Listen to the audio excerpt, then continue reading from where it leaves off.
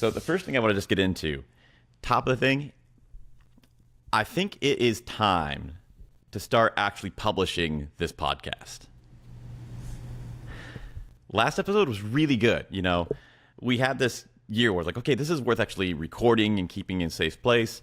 And the last one was like, this is really good enough. At least for me, I would like to just take the time to edit a little bit, put a little bit in the front and the end, and then upload it. I was so busy in the middle of my whiskey tasting online thing that I had no time for anything else. Getting this set up today was just this huge monstrosity because everything in my house is complete chaos, just for complete dedication to that. But now I have time for that. So everything's lined. I'm going to start doing the editing on this, a little bit more frequently talking with you about what your ideas are and what things we want to do with it. But at least to me, Ryan, it feels like we've done so much of the hard work. We've built the iceberg, and now with just a little bit of effort that we can do, you know, easy to maintain, we'll get a lot of really good stuff out of this. I'm excited. It's about time we're doing this, and only took us how many episodes and how many recordings? There was that one stat, though, that 90% of podcasts never make it to 10 episodes. And it's something like only 0.1% ever make it to 20. Goodness. And this is I episode know 10. mine is struggling to hit it right now. Yours definitely deserves a different scale because for this, I got to hook up the camera and we talk. But for what you're doing, it's, you know, you're making the Sistine Chapel. Yeah, but it's a lot of effort, and I can see why a few podcasts would fall off a cliff. So let's come back to that at the end of this, but I just wanted to say, that's where we're going. That's what the plan is. I have a lot of good ideas, but I'm going to keep to the top level stuff. Okay. So there's a couple things I want to do, just catch up about what I've been up to, and then I want to get into what you've been getting up to. So the first thing was where we were at last time we spoke. I was getting ready to make that last line drive to getting my whiskey tasting thing online all set up. Had that Black Friday deadline. And the core of that was actually getting the landing page and the advertising and all that stuff together. The business angle of this was learning that you really got to focus more on the things in order. So if nobody knows about it, if it doesn't look good, if no one has any interest in it, then it doesn't really matter how good of a product you make. So you have to do that in order. Exact same principle as why when you make your video, like the introduction and the hook is so much more important than the rest of the story. One of the best parts of this was, well, I'll just say, long story short, managed to get it complete. I was very happy to actually just do all these steps. In the end, though... Very impressive, by the way, that you've managed to hit that deadline. That is insane. Fortunately, I had some pretty good advice. So many levels where if I was just learning this on YouTube or reading it, it would have never happened. A lot of the really detailed advice was like this one piece. They said, set a deadline because it'll force you to actually get something complete and learn all the little glue things that you never thought you needed to know. But if you're going to miss the deadline, just chop scope. Make it shorter. Take things out. Lower the quality. Whatever it takes. Just do something, get it done, and you'll have that practical experience that can move on to the next one. This is really important, and we're going to come back to this later on another topic today. But that is, I think, one of the cornerstones of why I was actually able to get something out. But I did not sell a single one. Yet. That product doesn't go bad, at least. That's true. And there's a lot of ways that you could say that the product is the education I'm getting from doing this. But it's actually kind of weird. It's strange to me how much this doesn't feel like a failure. It feels like at least on some level it should be. Yeah, I'm just gotta try to look on the bright side, or that's bad, but that's also good, you know. But I really look at it, I'm like, man, like holy crap, there's so much that got done, and to even to be able to touch this, or as my brother says, get in the game, required so much to come together that I wasn't even capable of before. So I'm pretty excited about that. That's one hell of an achievement, my friend, and look forward to watching it continue to grow and improve. So if you don't mind, I will be talking about that episode as I approve it. I think probably the main reason why this doesn't feel like failure, it feels exciting and great, is because I see so many clear ways to make it better. And it's not just I had a whole long list and I never got to these. These ways to make it much better, I wasn't capable of knowing until I did this. Sorry, hang on 1 second. The dog is trying to stand on a whiskey barrel. Wesley. I want a whiskey barrel. Hey, Wesley. He is in that fun, teenage, rebellious time of his life. When are you going to grow out of that? That hurt a little. Probably won't. Thank goodness for that. If you see this clean shaven, it happened.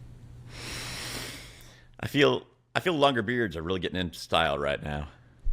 Not by choice, mostly out of just don't have the time or want to have that be something I focus on. It's interesting. We definitely have a lot to catch up on. We haven't really talked that much, but it's kind of funny how we are naturally on the same page of our major goal right now is so important that all these other things just are going to have to slide. Absolutely, and I'll tell you, man, I haven't gotten a haircut that wasn't at Scissors and Scotch yet. Like, I have not even walked into another place that's so low down on the list that I haven't had a haircut or beard trim since I moved. Jeez, dude. Wesley, why? Anyways, all right. Back to it. So, to give a concrete example, and this is some stuff I'm getting better, it's interesting the whole 80-20 principle is applying to conversation, money, business, also to scripts, like the plan I have for our podcast. Like all these things, try to just pick out a few number of things that'll have the biggest value. So there's a lot of things I could talk about of why I feel this way and examples. But I'm just going to pick one that felt really powerful, and that'll serve for everything. After I had gotten close to my launch, I was, thinking about what I learned from it, what could I do better, and this growing feeling I'd had the entire time about there's just so many things that have to be in there, but they can't all fit in the box. They're just too much. But there's no thing that I could figure I could cut without it just completely not being a really good product anymore. And then I was finishing up listening to the Alex Hormozis book, $100 Million Offers, and it clicked. Totally recommend doing this whole process. The book was great. If you haven't read it, I totally recommend it. I know that online content creation business class I took, so much was just based on that book. But having those two different perspectives, even though there's just a slight different perspective on the same material, made it so much more understandable, like the depth behind it. But he was going through the chapter on how you should make part of the offer that you're selling be a bonus. Specifically, he had a part where you say, okay, you have the main thing, and you say, well, you'll also get this, this, and this. And he gets into the psychology, like, well, why wouldn't you just say it's all one big super thing? And he explains why you would do it and when you'd want to do it. And one point he said, if you have this, and you say it's also including this, the bigger the bonus gets, the more it just implies your existing product has to be massively big. So, if I say, oh, okay, I'm going to wash your car, and I'm also going to give you a trip to Tahiti. The psychology goes, the trip to Tahiti is worth thousands of dollars. That car washing must be worth even more than that.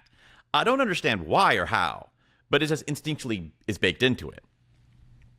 And thinking about it, it hit that I'm trying to cram the whiskey tasting, the Irish culture, and the party planning, all three things into one. And I realized that I could make this so much more easier, understandable, and also more appealing by just splitting it up as the product is the whiskey tasting. Bam. one pillar you can do solid. And then say, and the bonus that comes with it is this extra pack on how to plan it as a party, how to include non-hard liquor drinkers into your whiskey night. And that's an extra bonus on top of it. Immediately two separate topics that I can do cleanly and do them well, but they will actually feed each other to make each other seem even more valuable than if I just merged them all together into one thing. Interesting. I like that idea. I'm gonna have to think about how I can incorporate that now. How would that apply? Because I know with what you're doing, you have a podcast and you're getting the whole thing. The one idea that comes to mind would be like doing a Patreon with bonus episodes or something like that. Yeah. But I feel like that's so many people do that. Maybe it's for a good reason. Maybe it's overdone and I need to come up with a new way. Okay. I don't want to put you on the spot right now. If you think of ideas how to apply that, I'm looking forward to hearing about that. So much of this work has been taking a good idea and applying it to an area that doesn't fit. But the fact that it doesn't fit means you're going to create a new type of that idea that's never been done before. Sorry, he just got his harness. Give me 1 second. I think if I come over here, it'll let me write in the episode name. I tell you, man, rebellious puppies. Hey, Well, leave it. Wesley.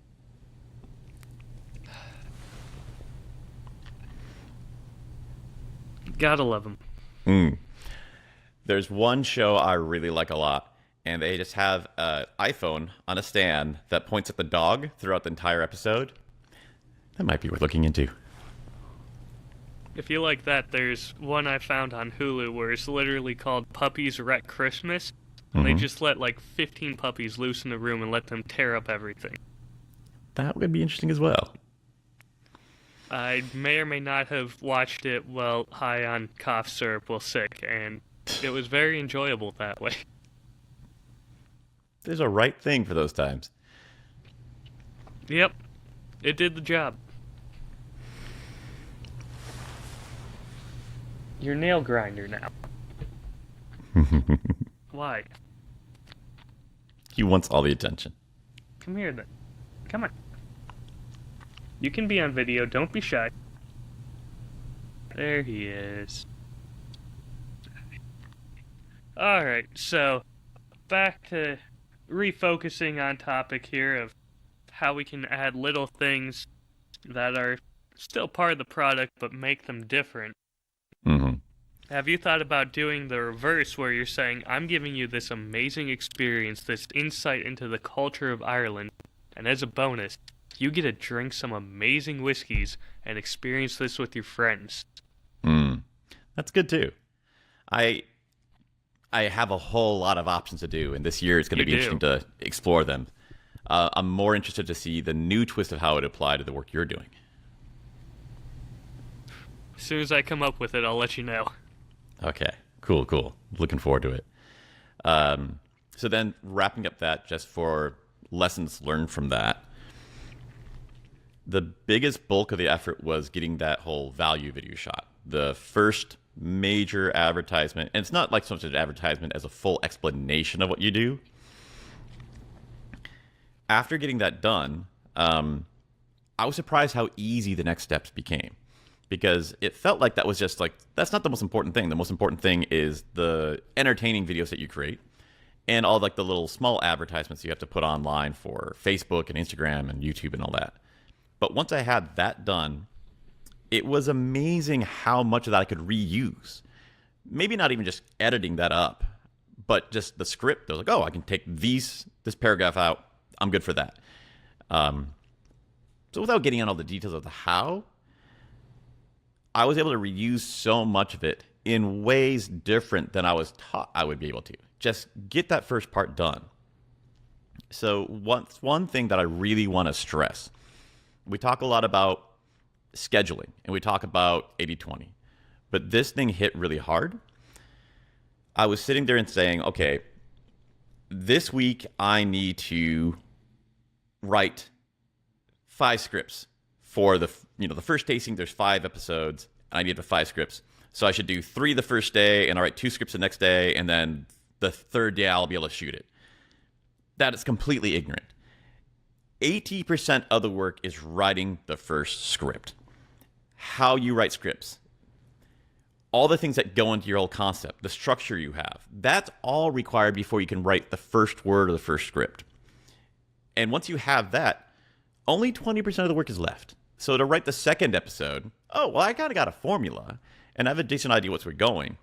Everything goes way faster. So when doing stuff like that, I see you're nodding your head because it's probably similar to what you've discovered with your stuff. Write the first one. Absolutely. Budget a ton of time for that, and then have small time for the additions or the subsequent stuff. That, and I will say, the nice thing about my podcast was I published the first episode and got feedback on what's important, what worked, what didn't, and I can make changes to that format going forward. It was just made such a difference. Excuse me one more time. He grabbed something. I'm just going to put him in the kennel. Okay.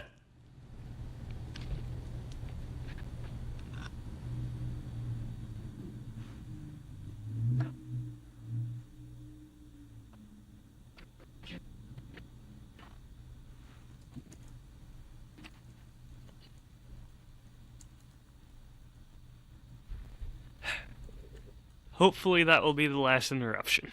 All right, we'll give it a try.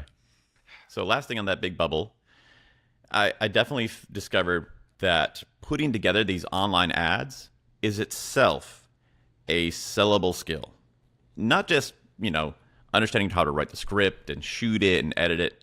That's making the ad. But actually publishing them online and running the campaigns, targeting different demographics, that's a lot of complexity. That was pretty difficult to sort out. The course that I paid money for, it was, assuming you already know how to shoot video and edit, but it was maybe 1/3 how to write and make your advertisements and what you should make, and then 2/3 how to publish it online and change the demographics. And I was like, I don't understand. That makes no sense. But then I got into these guys clearly know what they're doing. So I feel like that's an entirely separate conversation to get into, but it's worth knowing that is how the breakdown is. Absolutely, and I haven't played around with any of that. My biggest form of advertisement is just publishing a reel on Instagram. I forget how much just adding 2 hashtags and posting something on there that's a video will make a difference. It's when I was trying to get into the Polar Expedition, I had to shoot 3 videos, publish them all the same day, had to have the different hashtags on it. Do you want to know the average viewer count for just those 3? 130 people. Normally I get 10. 130 each. Not necessarily the same 130 even. Just being able to have that absolutely free, and it's just 30-second video. I'm shocked at how I always forget how much of a difference it makes just posting a video. Do you remember what tags you posted? It was the ones that they told me I had to, so it was tagging them, challenge 1, and I think one other one maybe. That's something I want to get really more into. So the whole online management's one thing, but making the ad itself is effectively what you were doing. And I remember I'd get done after shooting this thing in 16:9 and putting on overlays and then putting in a box to make it square with subtitles and everything. And then you have to write all the text that would go into it. And that itself, flat out, is its own skill. In some larger companies, be mad about this. I downloaded TikTok. I don't even use it, but I use it because it's the best video editing software on my phone. You can hit one button, and it will transcribe everything into subtitles, and you can go in and edit them if there's a word that's wrong. There is a lot of argument for doing things entirely on your phone. It's ridiculous how simplified it is, and I think that's how most people are doing it, so that's what most people have come to expect. And honestly, I'm glad I did it my way because I would have to get that out of my head so I could not be distracted and focus on it. But going forward, and we'll get to this later, I think that's probably the right way to go. The core things that actually make it better and teach you more, it's being in front of the camera and thinking of ideas and practicing explaining them really well. And skipping all of the editing, all that stuff, and just getting straight to it, maybe I lose like that blurry background effect or some great like lighting and all this stuff. But it's the massively bigger lever. I mean, I'd be interested in recording in your current setup and then transferring that to your phone and just having this app do the little changes that people have come to expect, and that's the quality level they want, but then having your video, your audio be just stellar and blow everyone else away. How would that work? Because you're saying like and or, but I'm only hearing one stream.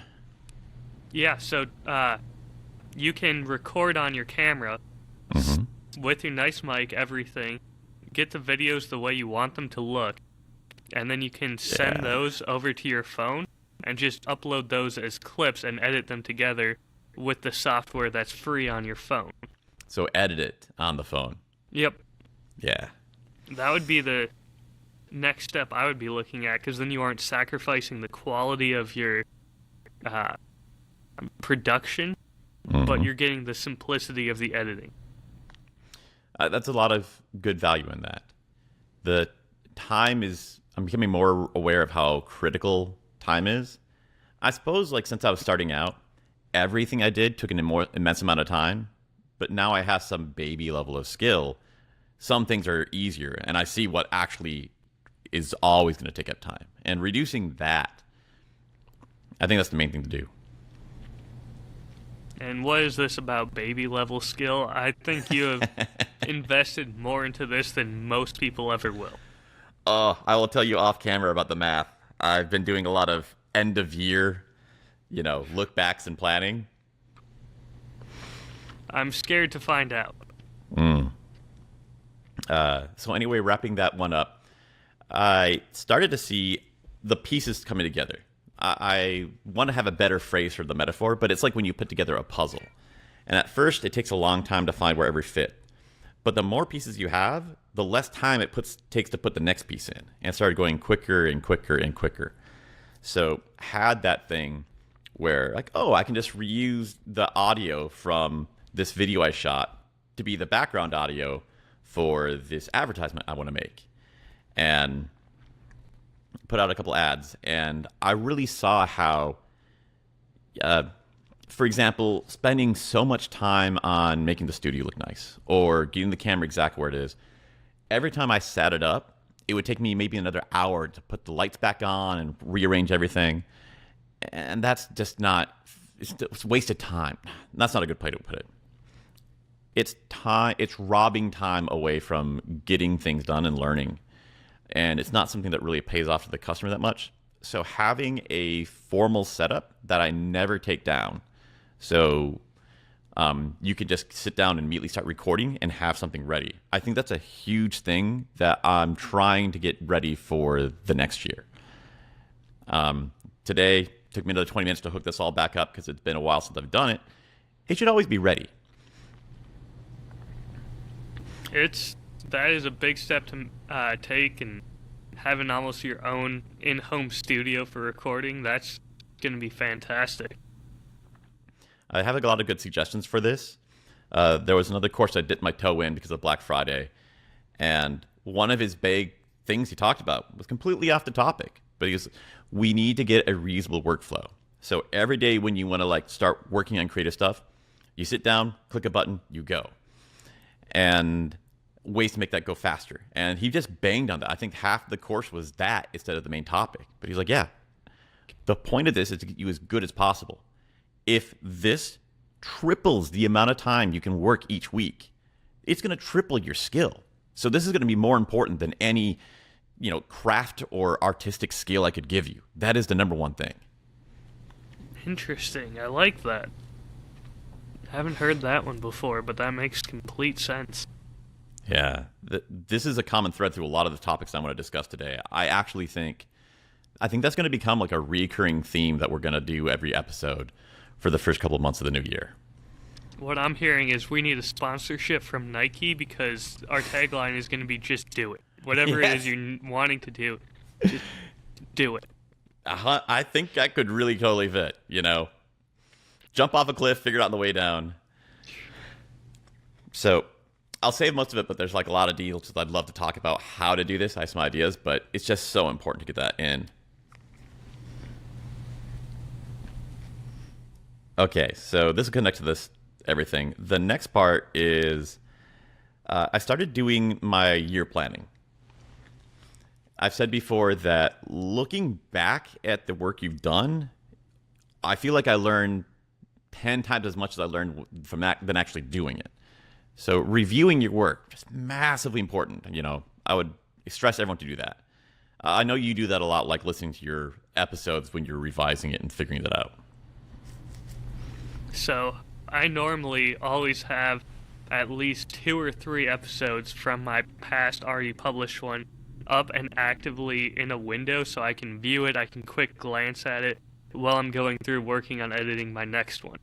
Mm-hmm. It sounds strange, but being able to go, oh, I'm making a scene where it has a similar effect that is in this episode, I can just keep this one open and reference it to, I can take this sound from Shackleton and plug it into Takasuru when they're on a boat, because they both have that in common. And, okay, this worked for it, this one didn't work as well, so I can learn and use it here. And I don't remember that. That was almost a year ago when I first published that one. Yeah, I love it. It's another application of the same idea. I wouldn't imagine how you could do that with audio instead of visual, but 100%. There's when you're adding in that many effects and everything, it's helpful. I took my first baby steps into that when I shot my first real advertisement. I wanted to have at least one that I felt was good before I started pumping money into the advertising budget. And the audio sound effects that, like, it says this thing, but I think you could use it for this. And once you hear it, like, wow, that has to be its own little black magic skill that you're probably looking at stuff you've done before and like, hey, that really fit well. And if I told you what it was, you wouldn't believe it. But I want to use that again because that felt right. Yeah, there's a few times where that's happened, and a few times where something, I just couldn't find one to work, so I had to make one myself. Like, I could not find a good, realistic-sounding gunshot anywhere for just a free recording of it. So I actually went out to the range with a friend of mine. Oh, dude. He fired off a couple rounds, and I had my mic just backed away to where it wasn't going to blow out the volume completely. That's what I was going to ask. Holy crap. Recorded that, and anytime I need a gunshot, I take from that. But it still didn't give me quite the right experience. So I found one that was a ringing noise and turned it down low enough, and then made it slightly stronger in one ear, so that way it sounds like it was fired next to you. Yeah, this is going to be neat.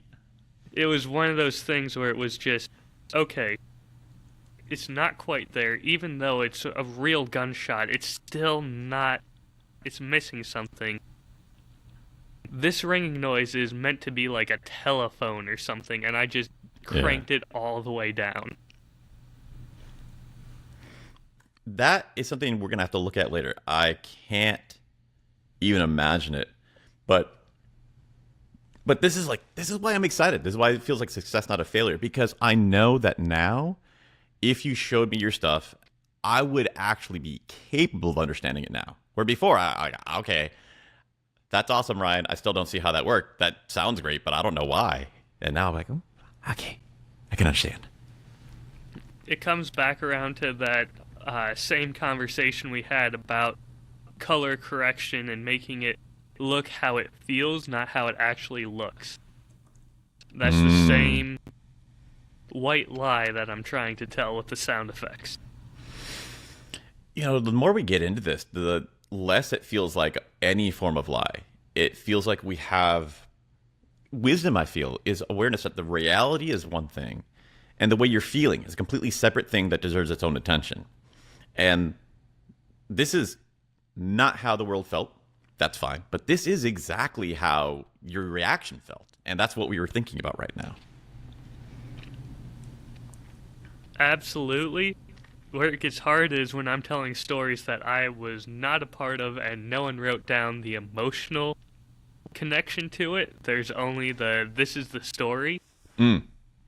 So I kind of have to just go, okay, this is how I imagine they feel, and how can I make that sound right and sound convincing?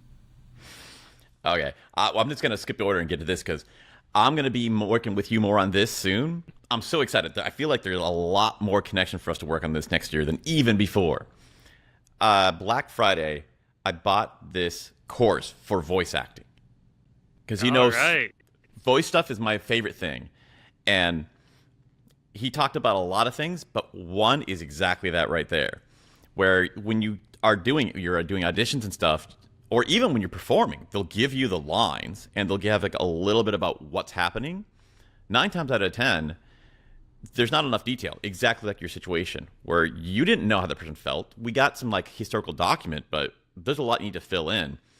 And it's literally the core of his teaching of how to be a good voice actor. Pick something and go with it. You don't have like an idea of, is this person happy about this or sad about this? The company is going to get 100 or 200 audition tapes of people who just went la la la la la. Make it up. You decide what's happening in the background, what the scenario around is it, and go off the reservation with that. And the fact that you actually have some sort of emotion that makes sense, you have this moment of an artificial world, massively improves how interesting you are. And it could even be the complete opposite direction than what the story is really supposed to be. But the company will go like, oh, that person's completely capable of making an emotion in a character that feels meaningful. We just need to tell them a different emotion, and they'll hire you. This is all reminding me of one story, and I hope you've heard this before. So, Endgame Marvel comes out. Spoilers, of course, Tony Stark dies in it. Very sad. But, Tom Holland, Spider-Man, was known for accidentally spoiling things, so they didn't ever give him a full copy of the script. So for the funeral scene, he was told it was a wedding.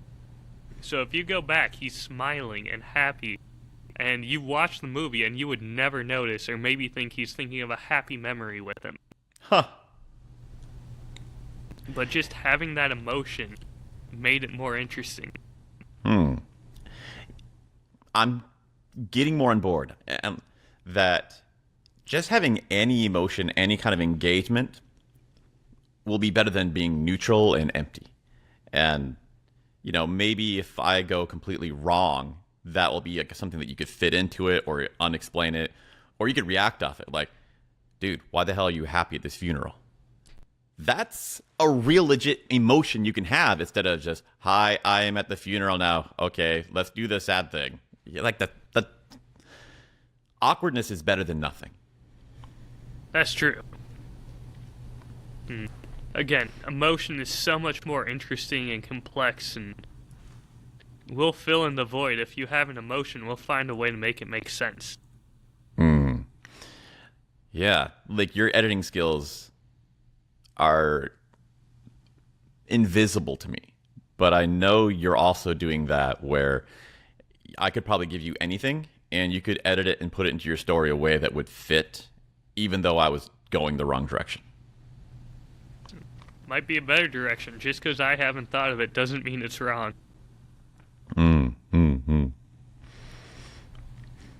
Okay, well, I'll hold back on that a little bit more, but I'm looking forward. I'm actually taking notes now because there's so many good ideas of things that I want us to come back on. There's a lot of more overlap. With the year planning, one of the major conclusions is I've more or less completed my general education. There's a lot of things that I still want to learn and do, but they're more like just filling in the cracks between everything else. All the major bullet points are really there. So now I can actually start moving forward and doing things, building skill and starting creating things to do instead of having to do this. Well, I need to learn how to get mics. I need to learn how to do lighting and all that. I think that's going to be a lot more the tip of the iceberg thing, where all this has been glacier. Like, what have you been doing for the past 6 months? Like, nothing you can see. And I think now things are going to start popping up and building on top of that. I don't know. I think I can tell a difference already just from your confidence, the little just throwing out terminology like it means nothing to you, because of course I know what this means. And I can tell a difference already, and I think other people can as well. I hope they can. I hope so. Look, two little tangents I want to tell you about that. Both Thanksgiving and a recent conversation I was having with a friend about, I guess I won't even try to explain it. But going through it, and I've noticed the different speaking styles and techniques and everything that I've been learning. And that's been neglected a lot because I had to do this other stuff for the tasting. But that's the most important thing I want to master.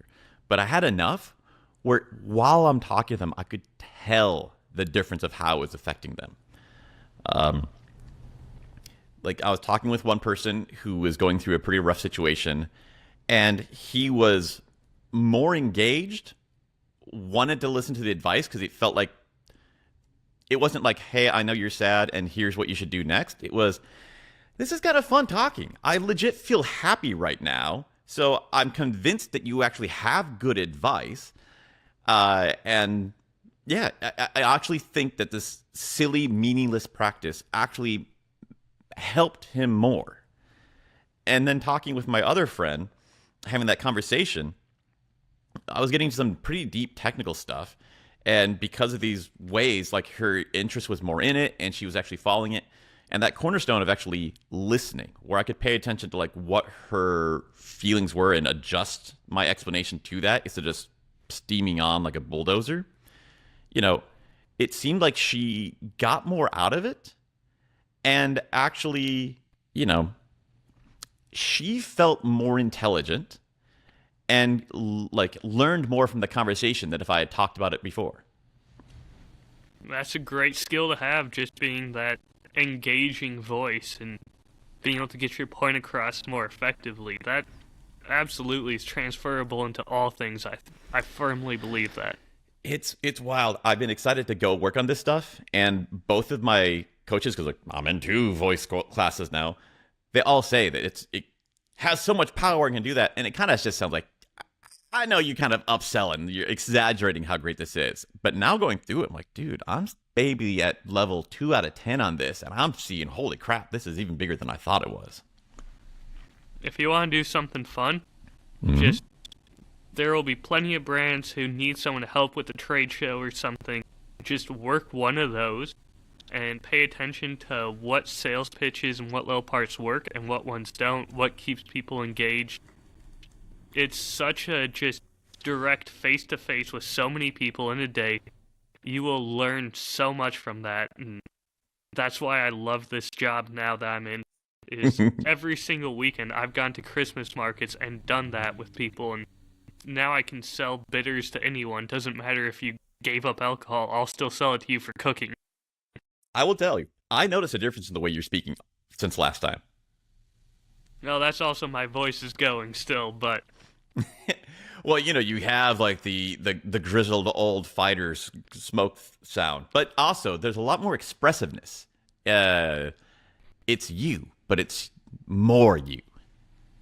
Just cranking that emotion up to 11 and smiling more, squinting my eyes while I smile and cracking a joke and looking at them to make them know that, yeah, it's a joke and I should be engaged and laughing too. Just little things like that. Even subconsciously, I'm sure there's things I picked up and do more of without even realizing I do it now. Yeah, I like it. That's also a good idea. I wrote that down. You can absolutely find a whiskey brand that doesn't have a rep in the area and go get into a free market where they're just having a bunch of people pour whiskey and just get people engaged on the brand. Mm. And this is the cornerstone of what I'm trying to get to, is having more practical experience. So all of this like basic education, they're big blocks that you just have to do, and it's like, okay, you're done. But most learning comes from these little smaller loops and actually being in the field and using it. So I've been concretely planning out how am I going to be doing more stuff. So I want to repeat that story. I know we already talked about it, but it's so good. I like saying it again. The idea of how quickly you learn. There's that story of the professor, and he was teaching pottery in university. And he divided the class into two halves. And one half, he said, you're going to be judged on the best piece you make. So don't even worry about making two pieces. Just make one, but make it the best possible. Which means you're going to spend the entire semester, all 3 months, working really hard to master each technique, get each technique as good as possible, and then apply it to one thing. Other half of the class, he said, you're going to be judged and graded based on how many pots you make. They have to be complete. You actually have to, make the clay, do something to it, fire it, and paint it. But it doesn't matter how good it is. It just has to be the whole process. Crappies at once, make as many as possible. And what happened was by the end of the semester, the students making trash pottery made the best pottery.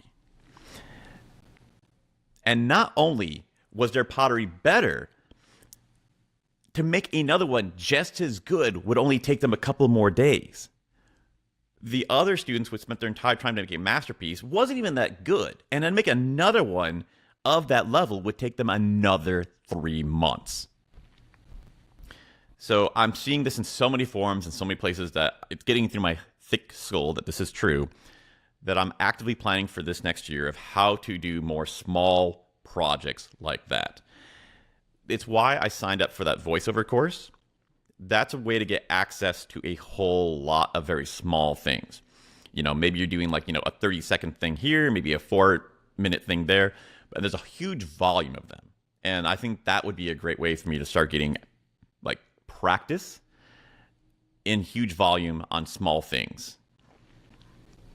Absolutely, and I'll tell you right now, my goal is I want to start doing little mini episodes and release them on Instagram as videos, because again, I'm still blown away by how much better videos do. It limits you to like a minute, so I have to do just short, quick content, and being able to pump those out quickly. Probably don't even need sound effects, just throw in my little background music. If I can do one of those even like every other week, I'd have so many by the end of the year that I could do it without even thinking, just grab my phone and go. Yeah, that sounds like a great idea. I'm trying to get that on my list too, where I keep hearing the phrase, do one video every week. No matter how crap you need to make it so they can get it out each week, do something every week.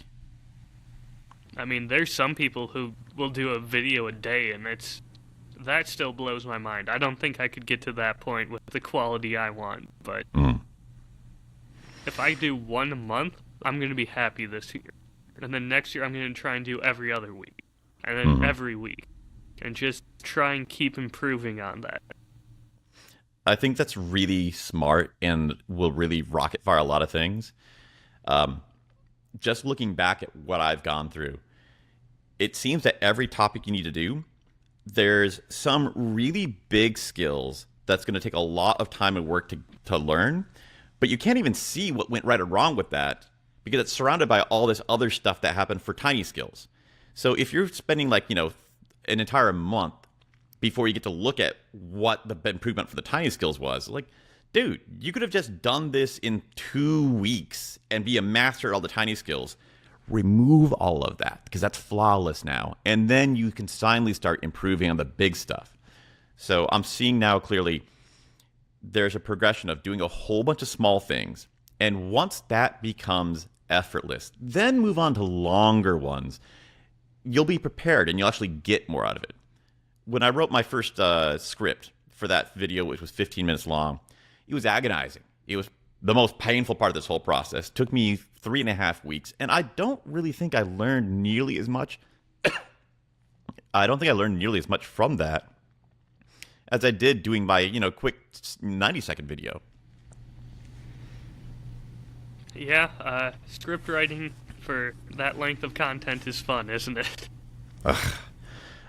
I'm thankful for this journey because I know now that can become fun once I have more skill with it. But I don't have it now, and this is not the fastest way or the funnest way to build that skill. It gets easier, but at the same time, trying to keep it at that time frame gets harder. It's as you evolve and as you get more practice, you want to either go, okay, I can make this much 15-minute content in, let's say, a week rather than 3. Mm-hmm. Well, the temptation's going to be, well, what if I just added more detail and made it a 30-minute script? Well, I don't need a 30-minute script. That will get people disengaged. That's too long for me, I think. Yeah.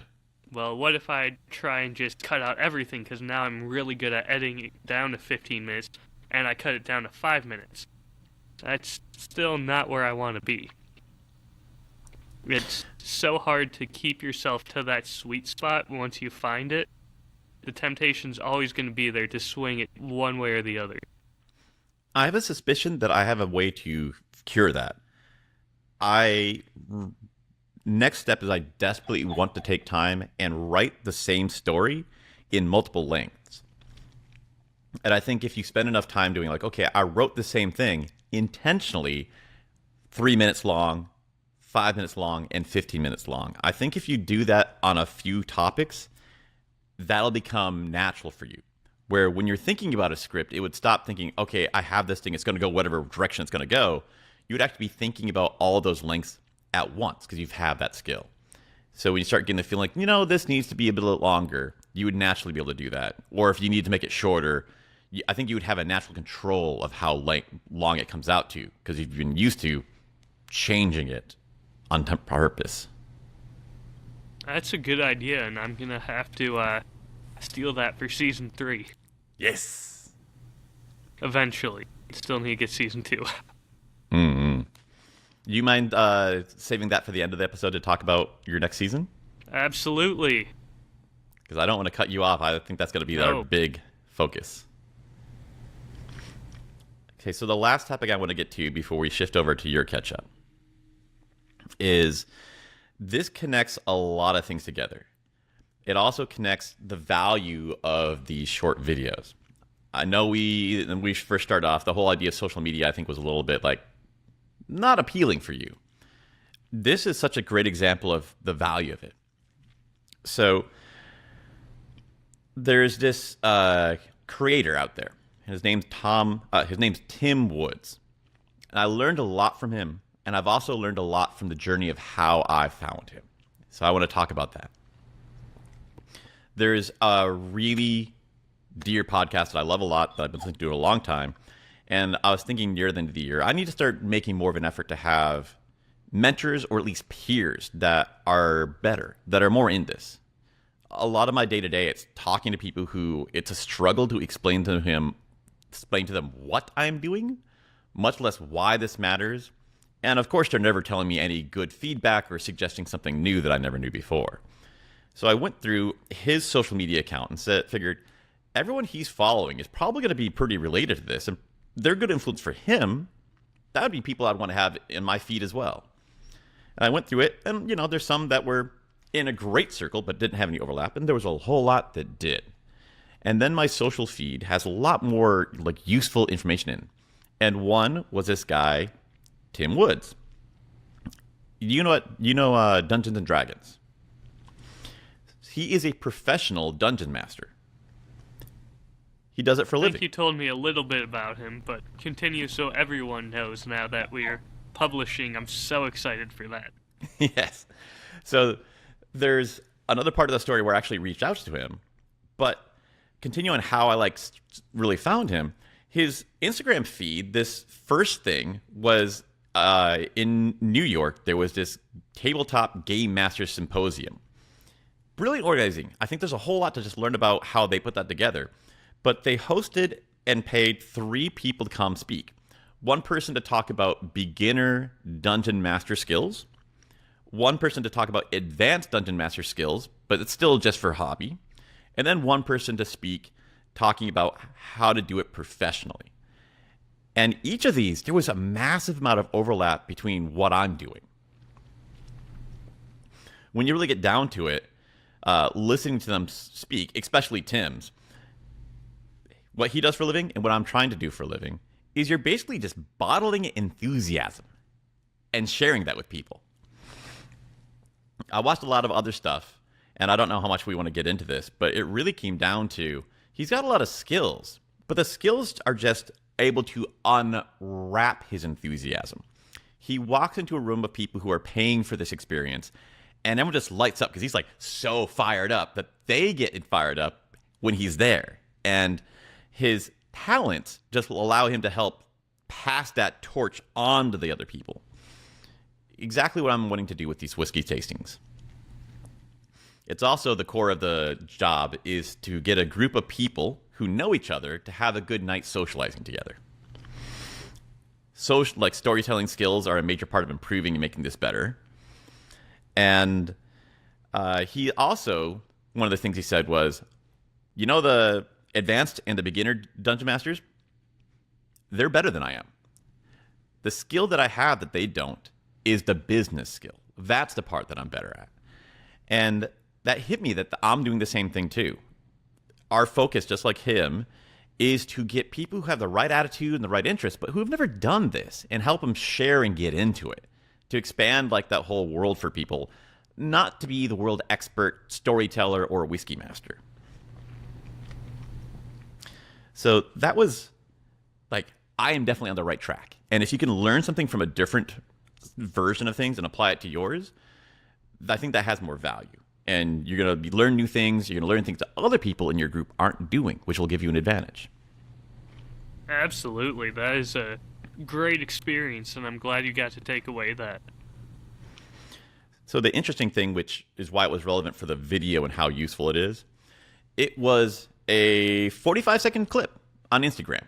And it's him in the middle of his 15-minute talk. Sliced it out. I think you're following the trend already. And it was so good. I don't know if I would have sat and watched the entire, hour-long thing of the 3 different people each giving a 15-minute talk, but I watched that, and it was great. And he's talking about how when he runs his thing, he does the same program with adults, and then he'll also do with children, because he learns different things from each one of them. The children will just be more blurting everything out. So there's been this one plan. He kept like, I love this story. It's so good. They go and they like conquer this thing, and then the next thing is even more important. And then we rush off to the next thing. And he noticed that every time he ran that story, the adults would be like, they're like, I see there's something wrong. I like reading people is half the skill. So he knows there's something wrong, but he doesn't know what's wrong. What is missing? And then he'd run it with the kids. It's like, okay. And then the big thing's waiting for you next. You finished off these guys, so you can immediately pack up and chase after them. And then they're looking wrong. Like, I see that look again. And one kid just turns around like, where's the treasure? It's like, oh, that's what the adults have been upset about. You gotta have the payoff. Come on. Exactly. The storyteller's interested in a different part than the player is. And it was a great story. I loved it. But it all fit into, a 60-second video, which made me so I understand what this feeling of this is. I'm so interested in this. I went out, chased it down, and it was not easy to find. These guys are smart, but their marketing is not super big. And watched the entire hour-long video, which I never would have considered. And I learned so much from it.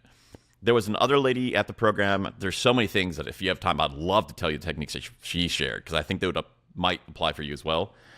Oh my goodness. So this whole value of doing short form, knowing how to take a longer idea and just have one little slice of it that's useful but kind of gives the message or the tone.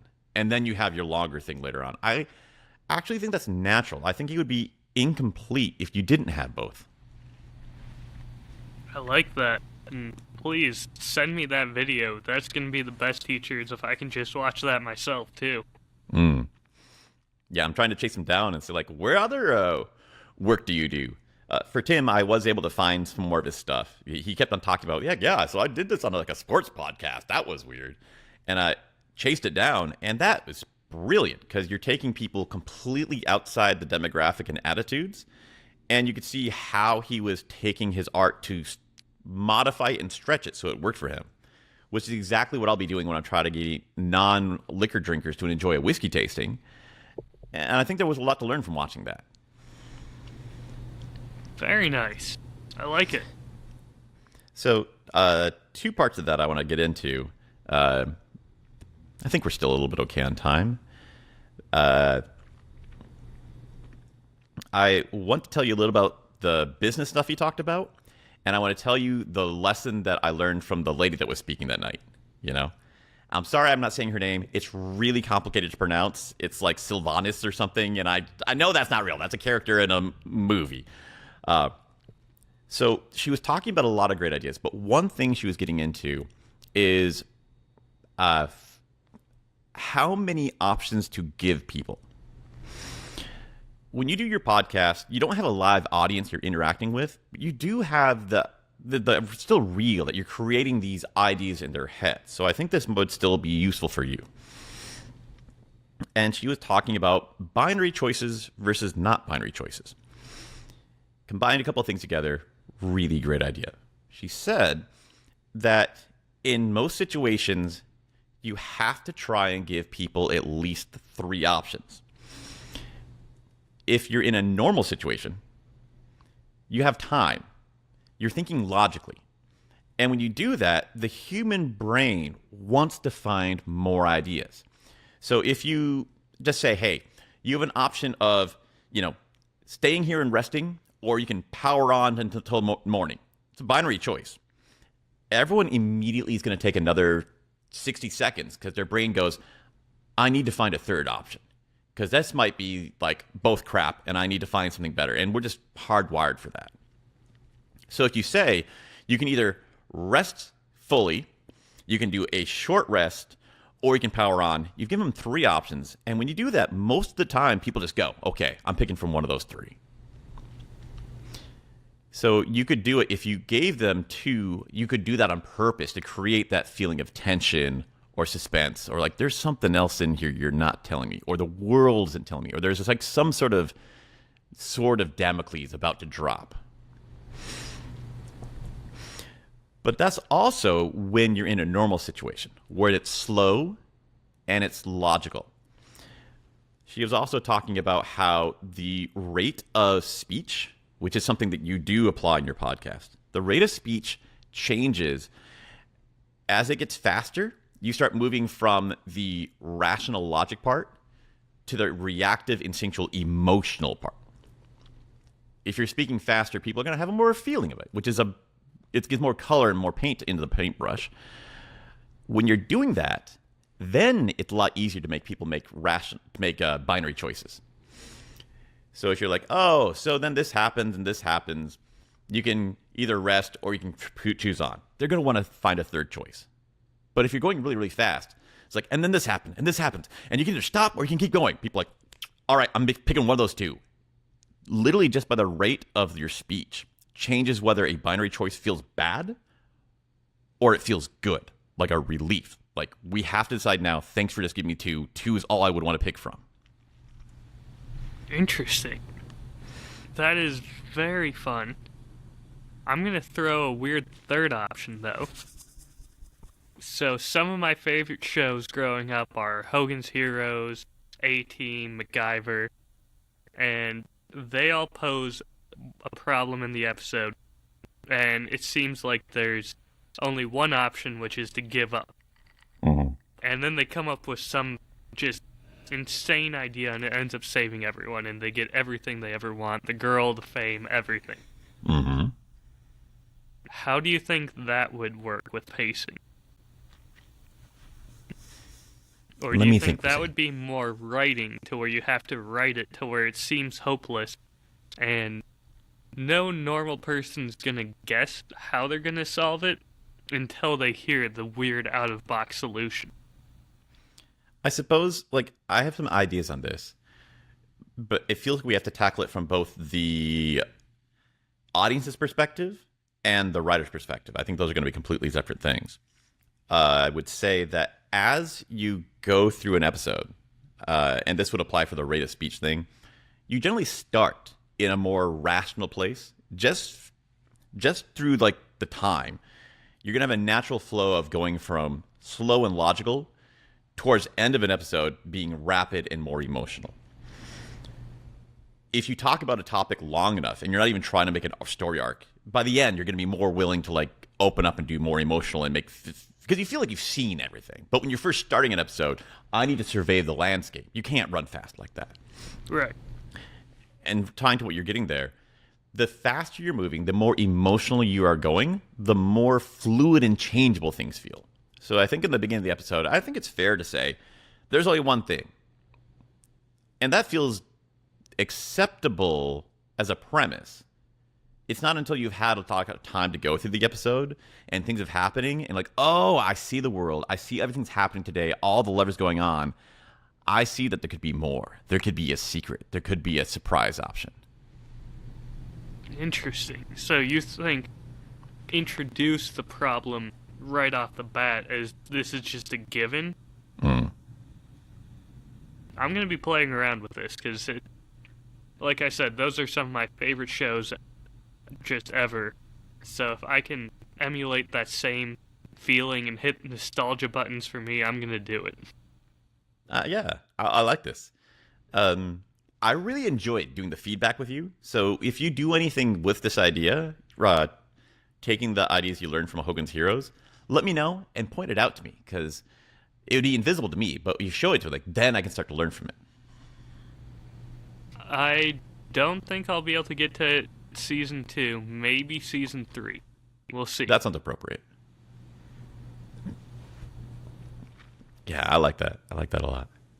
Okay, so the last part of that, the guy was literally, I'm not the best at this, but I am the one who's done the things, learned those extra skills of how to do it as a business. And that was interesting. I keep coming down to that as that is the real X factor. There's, like I was saying, that learning how to do that advertisement stuff was its own skill. And I see that as now something I actually could sell, even if I made ads for other people. That wouldn't be something someone else would know or want to learn. But direct marketing, literally where you just, I need to get work. I'm good at this. I'm the best person in the world, but I need to find people who will pay for it. That's hard. Calling people on the phone, emailing people I've never known. Even if you're completely extroverted like I am, just knowing what to say and doing it well, that's a huge skill. And it's not really taught anywhere. And it's almost an artistic skill of its own, where you can't have someone just show you an example and you follow it. You kind of have to feel what worked and what didn't work. And like we're saying, the only way to learn it is by doing a lot of small things and feeling what happened. This already sounds like it's tying into what I said about just go work a trade show, something, and just practice selling. Yeah. So that is definitely a great, and this whole realm, I don't think there's any wrong answer, and probably eventually I'm going to have to hit all of these things to get all the experience. But that seems to be the right path, and this seems to be the common thread. So I bought a bunch of extra courses for Black Friday, and I've already done like a videography course and, a speaking course and all this stuff. And it all come down to, I'm selling you this because I want you to be able to make a living off it. And the living thing, the business part is bigger than the skill part of the course, and it all comes to the same place. Here's how to reach out to people. Here's how to start learning how to reach out to people.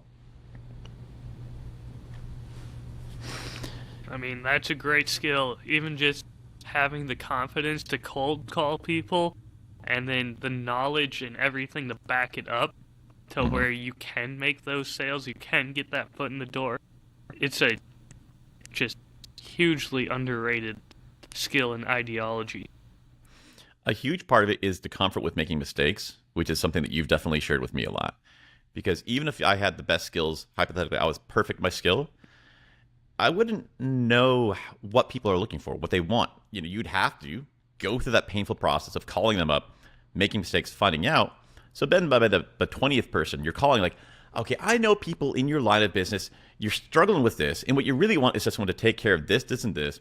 And here's some things that you need that you don't know you need because you've never messed around with advertising. The only way I could have learned that if I had gone through all the mistakes and falling on my face by calling people, but, taking those risks and making those mistakes. Absolutely.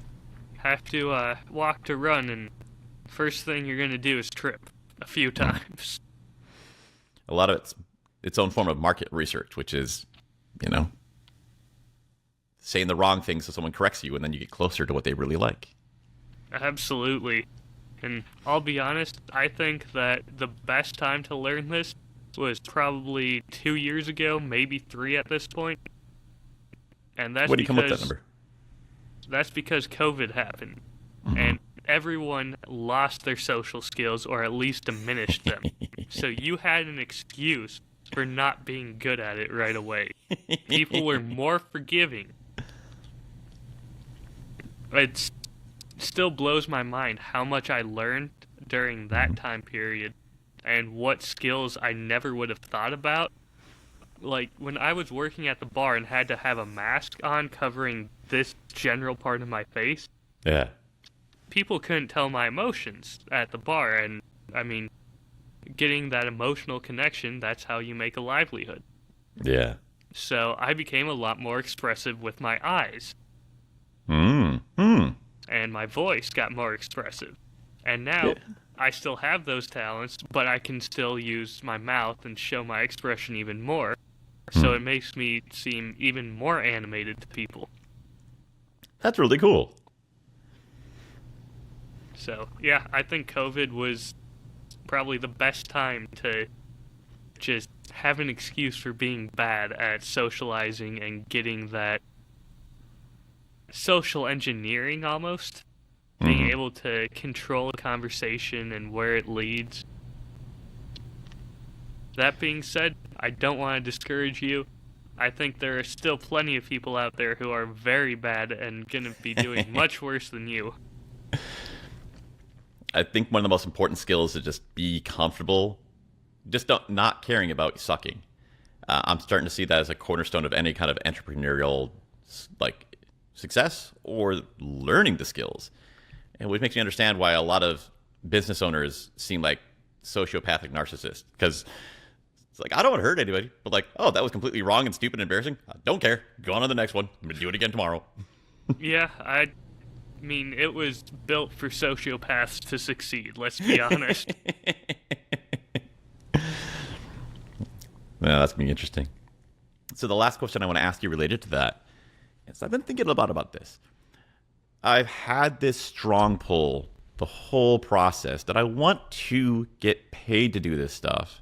So, I could make it my job. I could quit my day job. So I could spend all of my time doing this. The formula, if I can get paid for this, I can spend more hours doing it.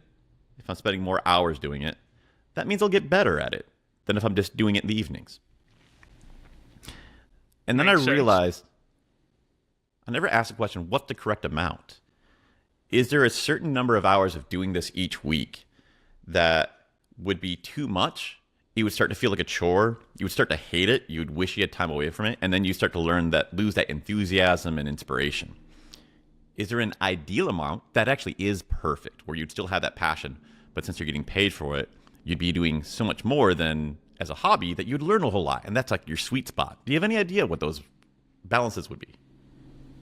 No, but I'm going to introduce that third option that we were just talking about because I'm nice and relaxed here. I would say the ideal for us with what we're trying to do is to build such an audience to where if this podcast starts to feel like a chore, if this Irish whiskey tasting feels like work and I'm not really enjoying it anymore, we can pivot and take our audience with us and start doing something new that is fun. And we can always go back and revisit that, make it better again.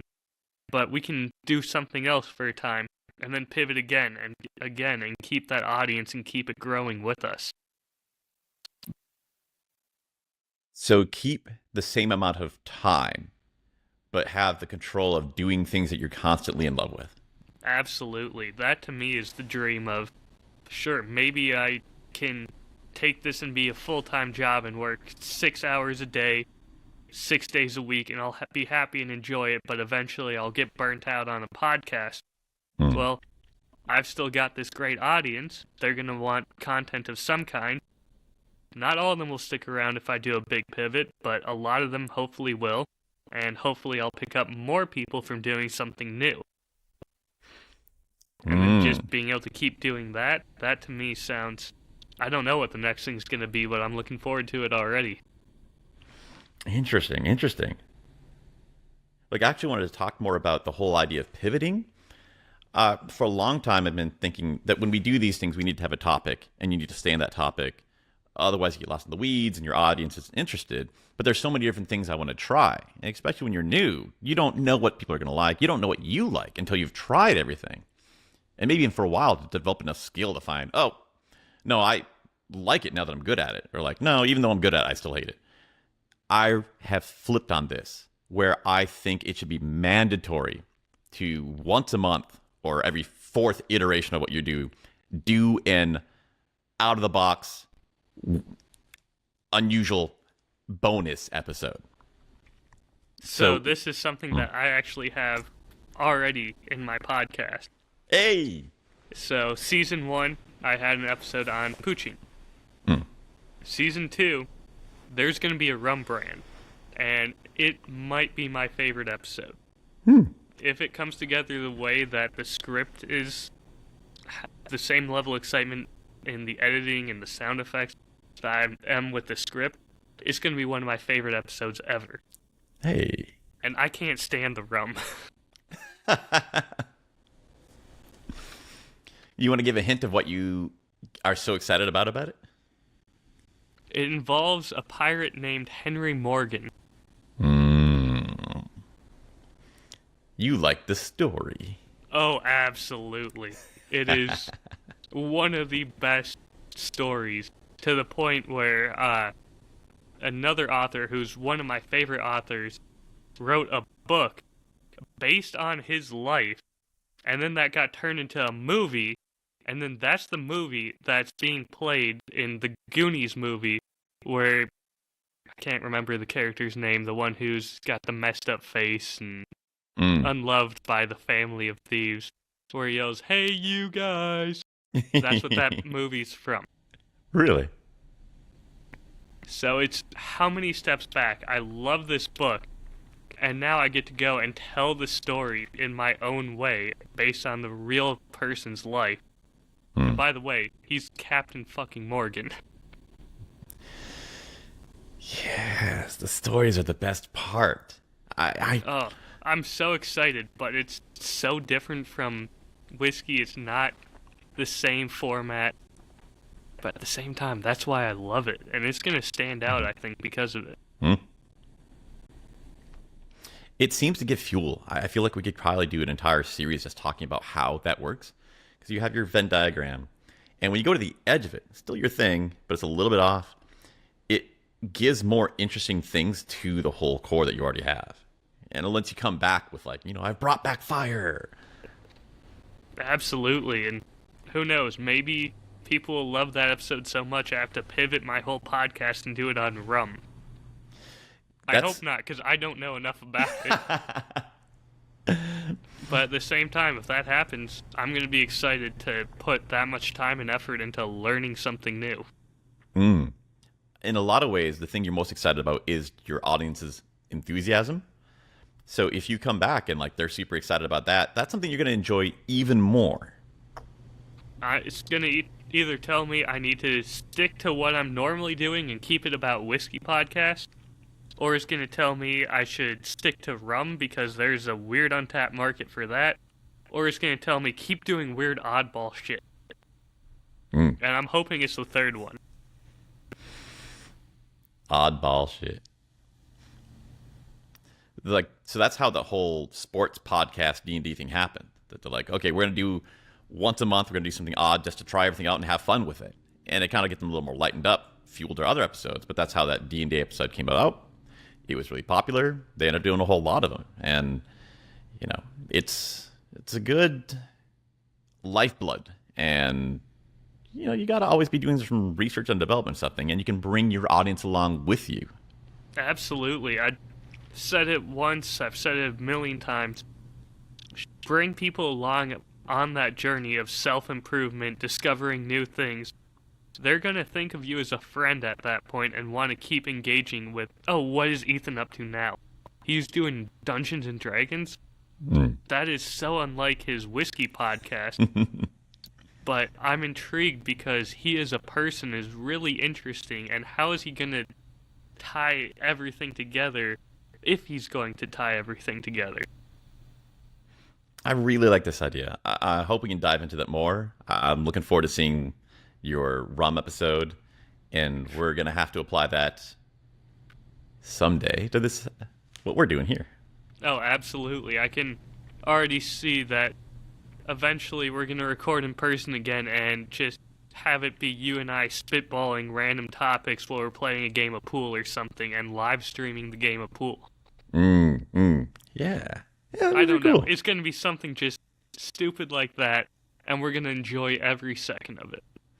I would like that. Yeah, I'm definitely looking forward to getting back in person again. And now that I've gotten through the big hump, I have more time to socialize. I'll probably have funds to travel again. I've pretty much bought all the things I could need. And, maybe I'll come to Minnesota someday. I can show you some fun spots. You got a couple good whiskey bars. So I'm going to show you a visual, distilleries. And then I'm going to move on to asking you questions.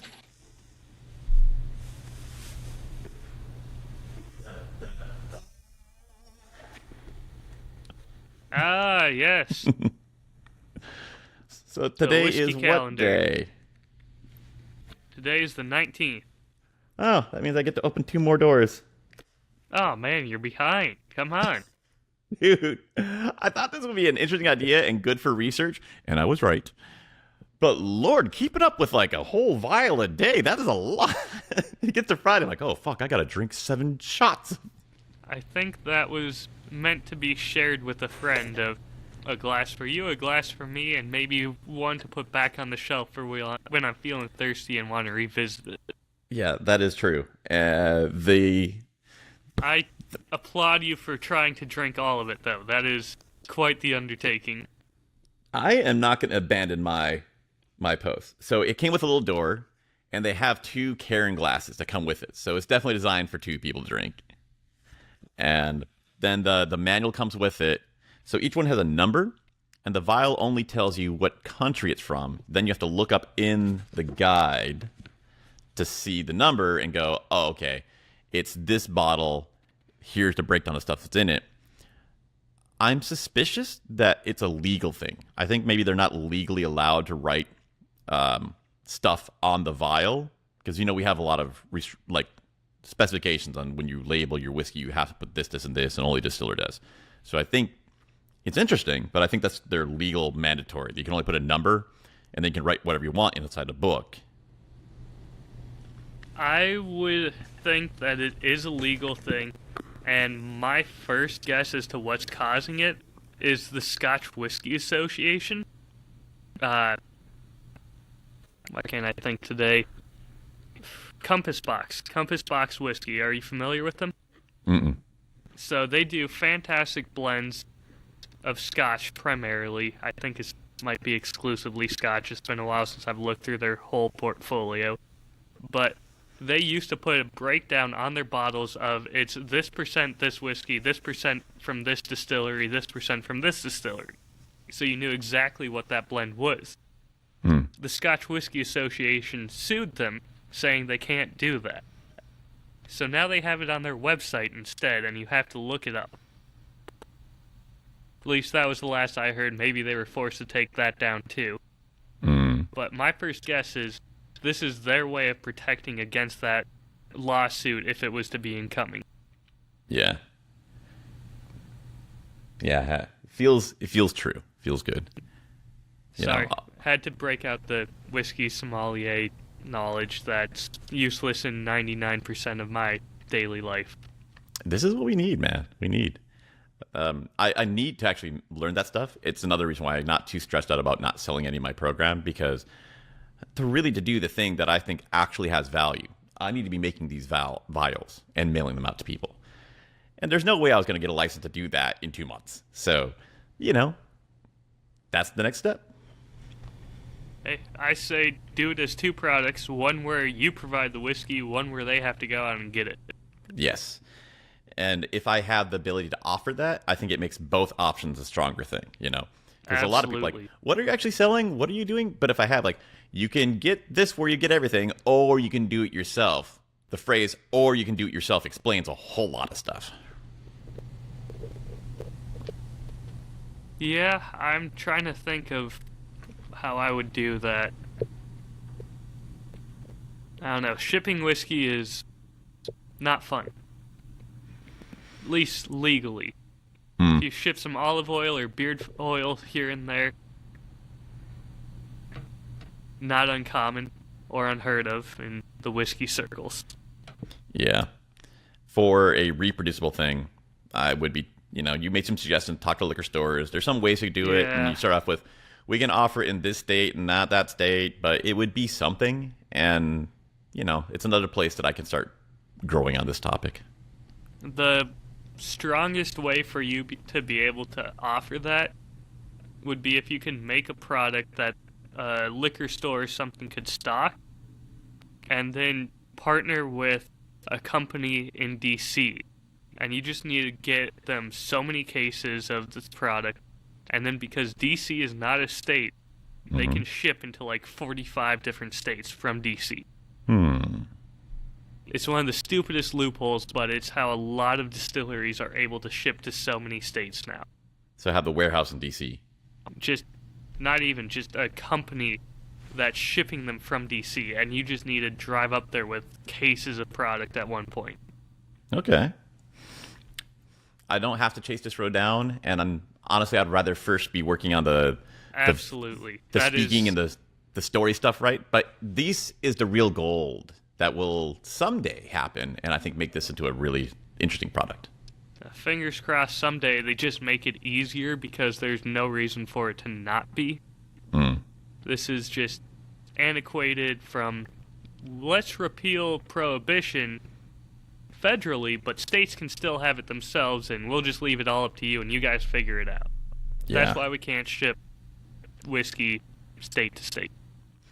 To a certain extent, all of this business stuff is going to require some accounting and legal stuff, and it's a pain in the butt.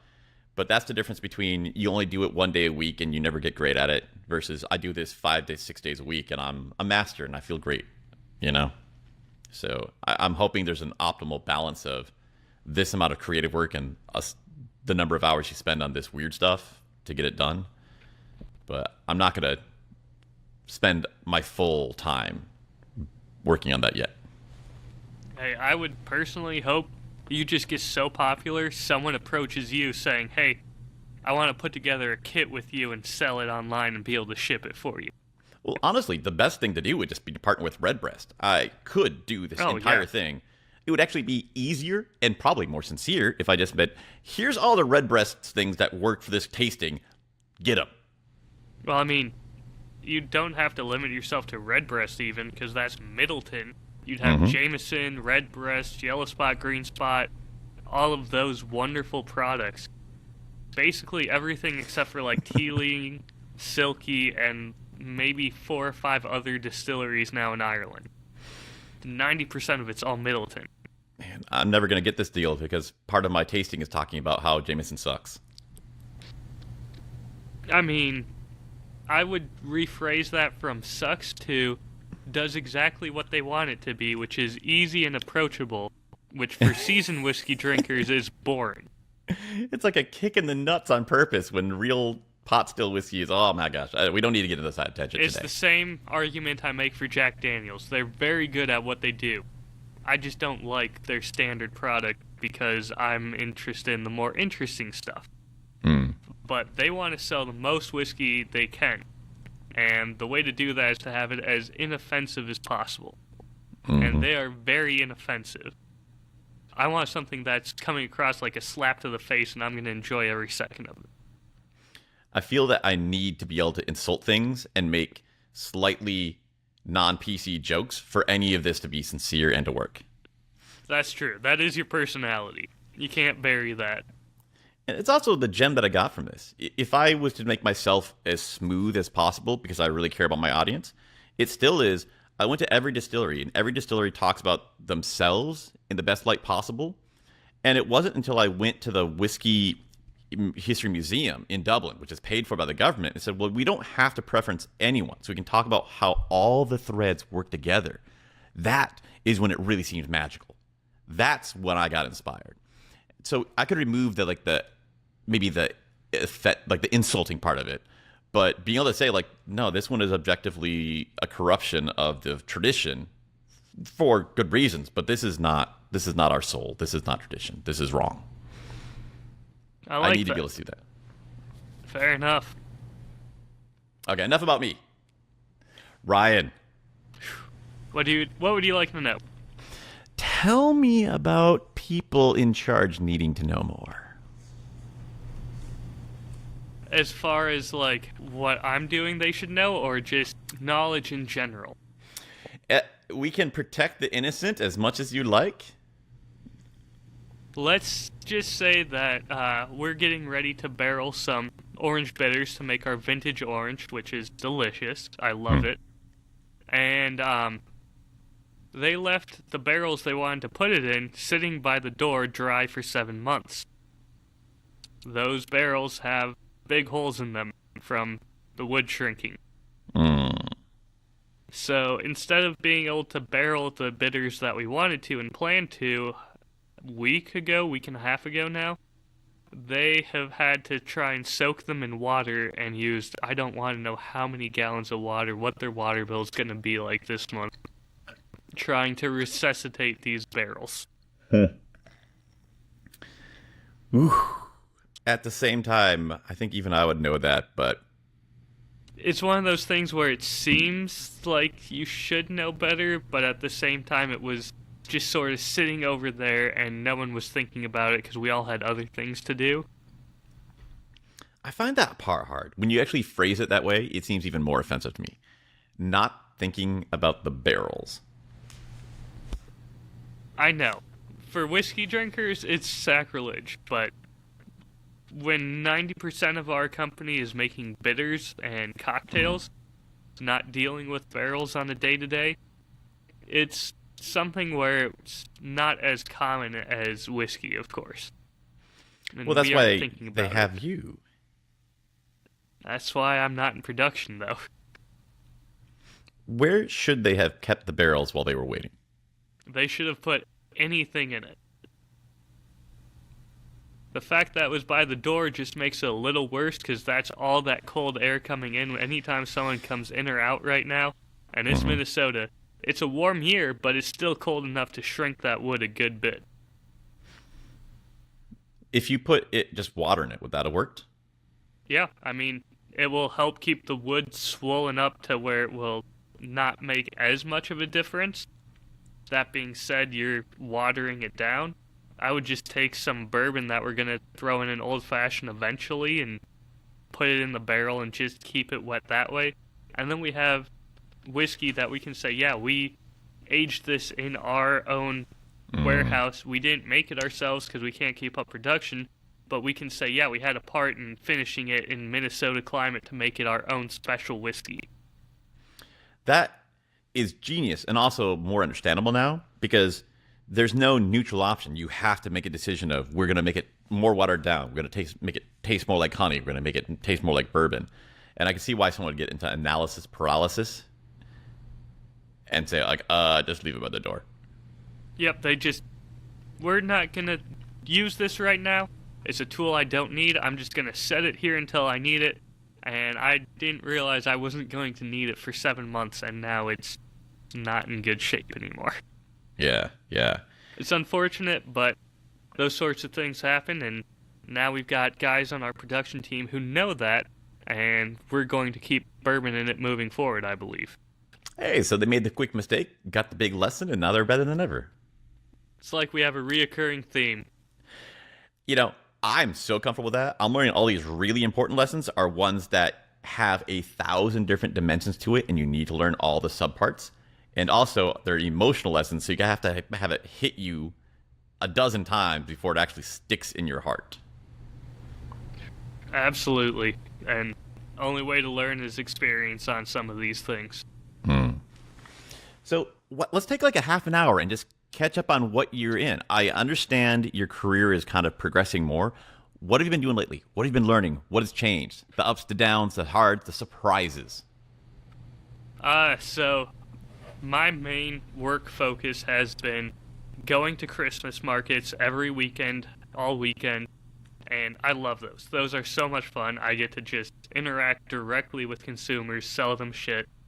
Mm-hmm. Not shit, but you know what I mean. Lovely. It's good products. Fantastic bidders. We've got 22 different bidders in our portfolio, and I'm bringing all of them with me to these events, trying to sell them directly to people, along with our cherries. And I've got gift cards now, cocktail books. It's almost like its own little retail store for a bar, and I love it. But being able to learn how to sell every single one of those, there's somewhere when I first started where I was like, I'll never sell a bay leaf bitter. Who in their right mind is going to buy this? Grandma who doesn't drink is going to buy this. Because I can tell her, rather than keeping bay leaves at home, next time you're making red sauce, beef stew, pull this out. 1 dash is equal to 1 bay leaf. You don't need to worry about pulling it back out. Lasts indefinitely, and a lot more cost effective than real bay leaves. Also, it makes a really interesting Manhattan. What situation would you encounter a person like that? Because it seems like the place you're going to would be all drinkers. Surprised. Tell me about it. Christmas markets, man, you get all sorts of people. I went to one probably 2 weeks ago. It was a 2-day market. I had more people tell me they don't drink than I ever have in my lifetime, both of those days. It was the weirdest thing for me, because there was at least 3 people each day who told me, I don't drink anything except for this very specific brand of water. Water? You don't drink orange juice, apple juice, you don't even drink tap water, you only drink one brand of water? Who hurt you? Why are you like this? Minnesota's weird. Yeah. And my next question was, what's in this water to where you're okay drinking that so often? Were they American? And did they wear a hat? They're American? I don't remember the hat or not, but I'm just thinking, like, there's gotta be, is this like water of life and it's really 70% alcohol? Because then I can get behind that. Yeah, So all types of people at these things, man. You never know. this is making sense now. You were going previously to what? You're going to bars to sell? Or what was it? Mostly liquor stores. Liquor And stores. still do that a good bit. I've got 2 tastings at liquor stores, one on Thursday, one on Saturday.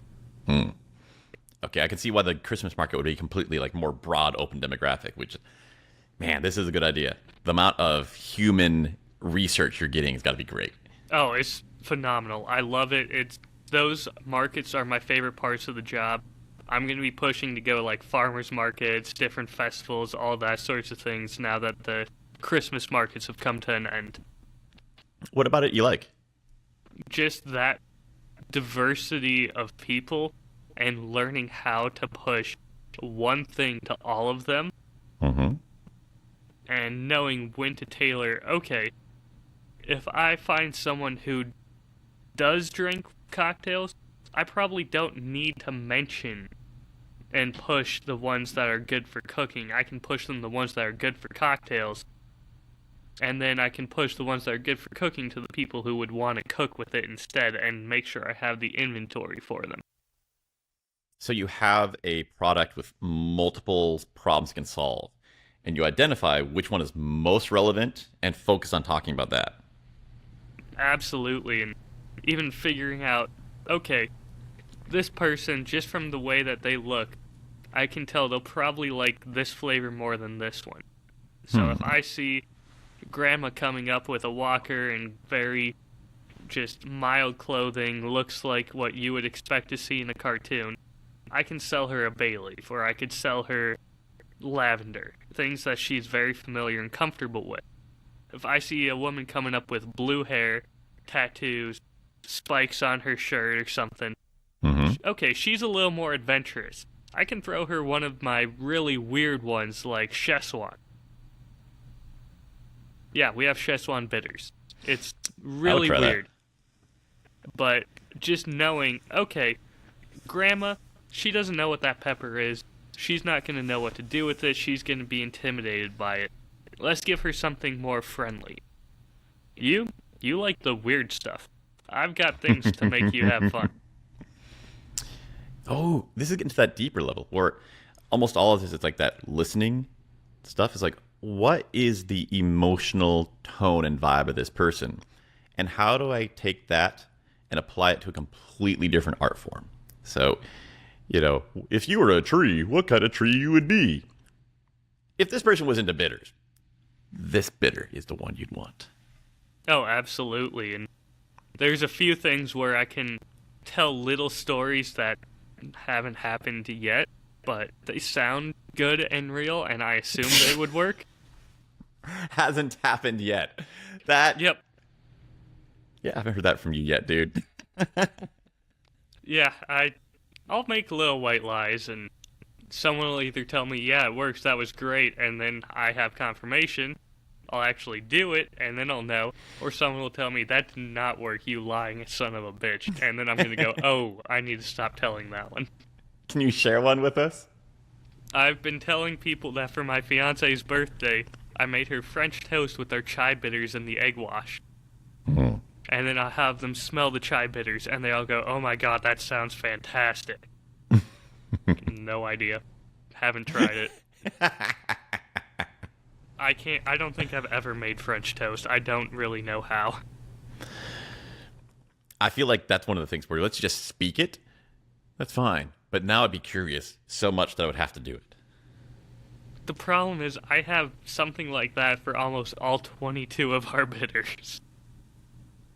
Like I was telling people this last weekend I was going to do a rum pound cake with our cherries in it and our mission fig bitters. Yeah, no, I did not have time for that. I was working a market each day. I'm starting to think that this is like a sign of doing the right thing, is having so many ideas that you can't do half of the ones you love. Yeah, and I mean, as long as they sound good, people will believe you. Yeah. I wanted to get more into that 100 Million Offers book, where so much is literally actually making something sound better. It used to sound like sleazy salesmanship to me, but I've seen like it literally actually changes the experience and makes it more enjoyable and it's more valuable. Like the story you're telling about it tangibly does not change how these flavors are, makes eating them more enjoyable. Absolutely. And I mean, even just having them go home and use it in a cocktail and never use it for that cooking story that I have, it's going to be in the back of their mind going, oh man, this is so versatile. I can use it in this drink. I could use it in French toast if and when I ever decide to make it, even though I probably never will, because who actually makes French toast? And like we're talking about the difference between like the real world and your real feelings. Having that feeling of possibility, even if they never use it, like that feeling of there's so many things I could do with it, that's exciting. That's a real addition to their world. That's what I'm trying to sell. Yeah. It's wild because on one level, the advertisement itself actually adds value, which is something I never would have believed. And the stories you tell, maybe those are advertisements, those are maybe sales. I don't know what bucket you put into those, but that's adding value to the product. Man, it's a lot of fun. I can't recommend it enough. Again, just go to a trade show, anything, and try your hand at it. You'll learn so much. Yeah, I'll put it into my schedule, and I'll look into that. Man, Next I'm time so there's freaking a excited I have Tennessee time to do whiskey this stuff trail. now. Next sorry, time what? there's a Tennessee whiskey trail in Nashville, just reach out to some of the distilleries that are in like Knoxville and say, hey, I love your whiskey, I know the story, love to just be able to help out and be an extra set of hands for you in Nashville if you need it. Mm. That would actually check another thing on my list where I want to have more people that I actually see in person who are good at this stuff and do this stuff. So yeah, if I'm an extra pair of hands and just around them, I'm going to learn a lot from people who are doing this every day. That, and you'll probably get free admittance to the event, and I guarantee you, at least during the end of it, they'll let you walk around and visit a few things. And you'll probably get a drink or two out of it. It's this weird conflict that to do this stuff requires my creative brain to be focused.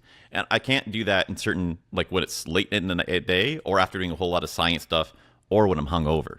So to actually be better at writing my whiskey tasting thing, I have to drink less alcohol.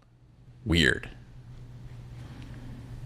It's really interesting once you start drinking for quality and trying to pick out every little detail and not for quantity, because you want to do both, and you quickly realize it doesn't work.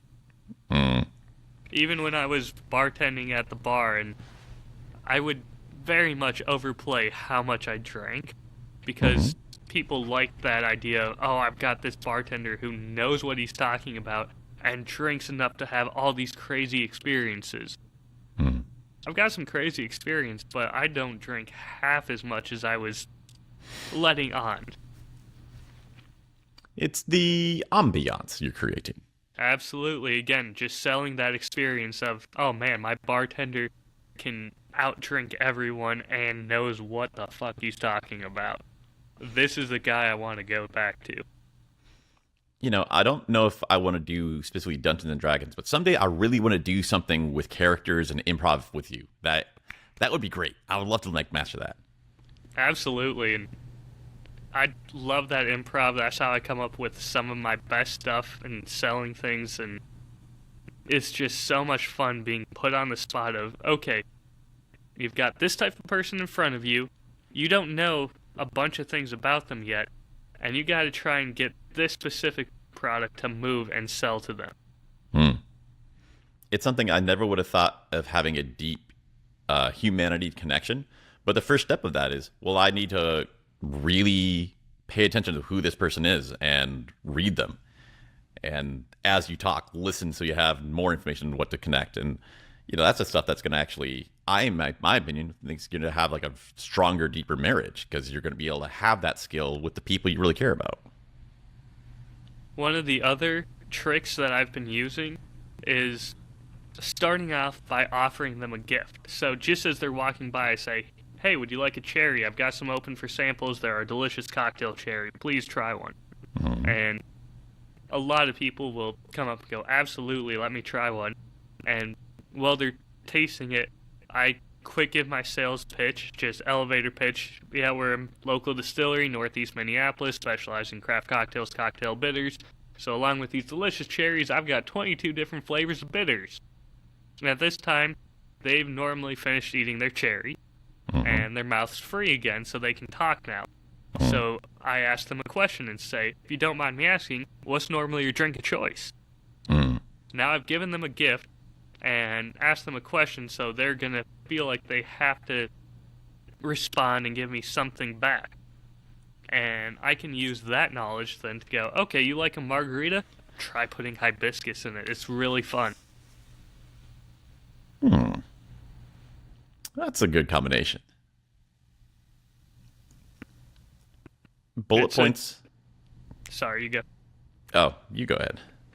It's amazing how much starting off with a gift of, here, this is free. You don't have to do anything for me. You can just take it and walk away if you wanted to. But because I've given you something, you feel like you need to give me something back.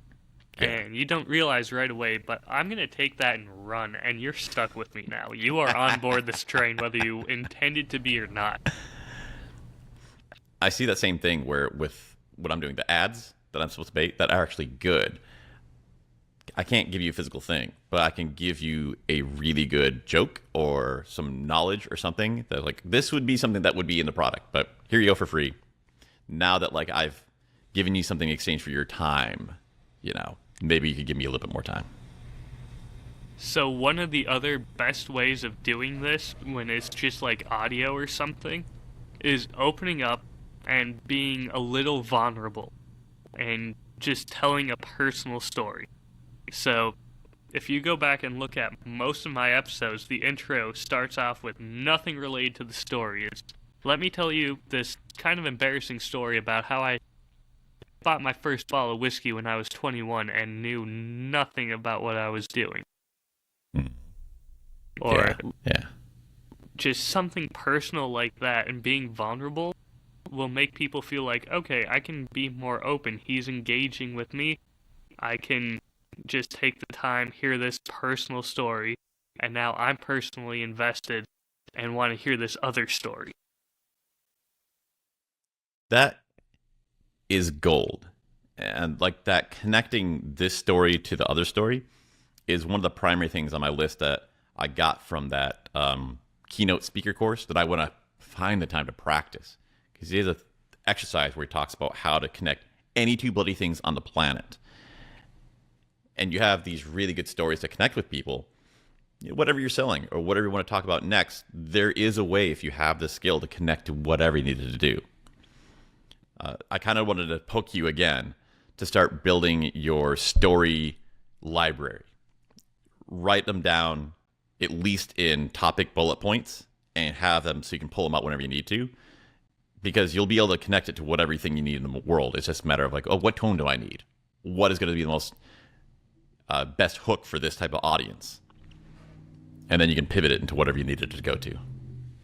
A lot of the time, I don't even remember the stories until something jogs my memory.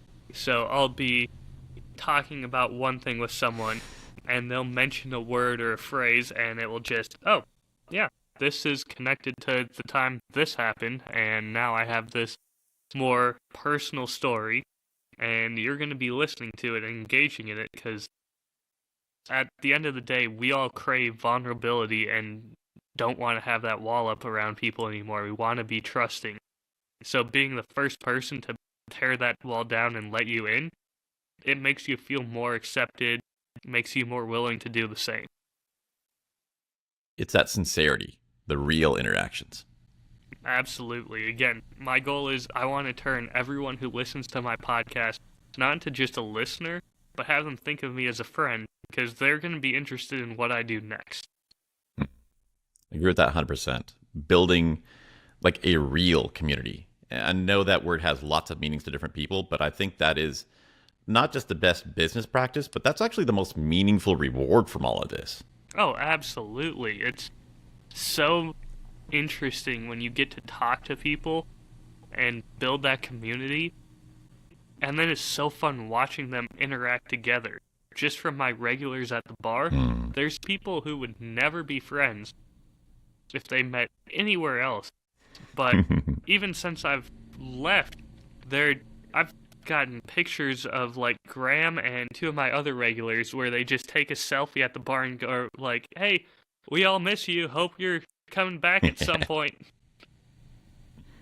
Yeah, and that's great. That's fun. And that's also something to be proud of. That's a meaningful change in the world. There's so much stuff every day that people are trying to like screw you into caring about because it doesn't actually do anything, but it benefits someone. This stuff actually tangibly improves people's lives. Oh, 100%. And on top of that, it's addicting. Like, having that sense of community behind you and knowing you helped create that, I don't think I can stop at this point. It was so much fun, and it breaks my heart leaving it in Nashville. It's something that you're naturally good at. It's part of who you are. It wasn't for a long time. When did you think that changed? When was it not there, and when did it start forming? I think it changed when I moved to Nashville, because I purposely tried to make myself better and change different things about myself. And trying to be that more likable person definitely helped with it. instead of having the habits and the people expecting this Ryan. He's like, oh, I'm going to do something different. Absolutely. I cannot stress enough how much moving to Nashville helped me as a person grow, just because there is no expectations on who I was already. I like that. I like that a lot. That and no one to tell embarrassing stories about me from back when I was a little shit in high school. I do think that's a superpower. Each time that I've moved, I feel like I kind of flesh out a little bit more. When you went back to Minnesota, how was that? Was it like, okay, we're going to go from Tennessee Ryan and halfway between the two? Or is it, this is a new place and I can start learning new things all over again and develop even more? Honestly, it's really weird because if I'm back with my old friends, I slip into a thicker Midwestern accent and I break out some of the old habits that I had and still not the best person around them. But if I'm meeting new people, like through work and everything, I am a lot more like Tennessee Ryan. And I've had so many people who tell me, oh, you've got a little bit of a southern drawl. You're welcome. Not quite, but I can pull off y'all. That's about it. And what's really funny is watching people at like the distillery who have only known me this way, even though I'm back in the Midwest and should be back to Midwest Ryan. They'll see me and they'll just jokingly say like howdy and things like that. And, okay, yeah, I'm the southerner now. That's fine. I'm going to lean into it. You're the exotic world-traveled man now. The South is literally more exotic compared to Minnesota than Paris is if you grew up in London.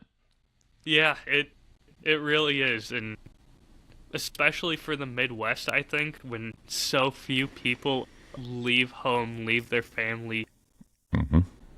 We're a very, how do I want to put this?